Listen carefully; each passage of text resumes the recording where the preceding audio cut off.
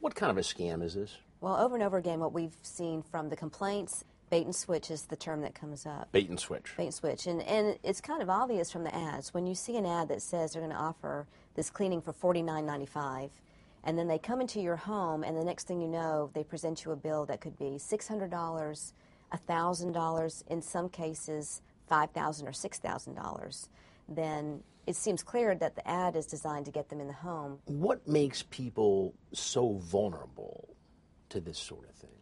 Well, very few of us are very, very knowledgeable about air duct cleaning. I mean, I've never looked in my air ducts. No. I don't know about you. I've had my air ducts cleaned, but of course I made sure I was dealing with a reputable company.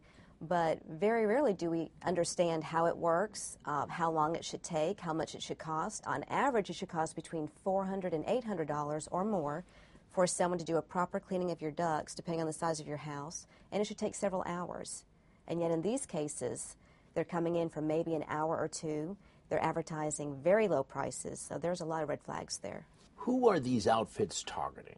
Well, in some ads, we found them targeting the elderly. Elderly. Absolutely. In our area, they offer discounts if you were a senior citizen or if you were a government worker or a healthcare worker. And in talking to former employees, they said they were told to look for people like this because they're going to have more disposable income, probably more money, nicer homes. Where do they find these technicians?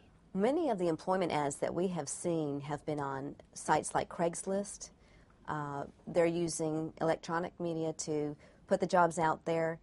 And unfortunately, when you read the ads, you see that it says no experience necessary. How many victims do you suppose are out there? Well, I know if you combine the complaints registered just with Better Business Bureaus alone, there's hundreds, if not more.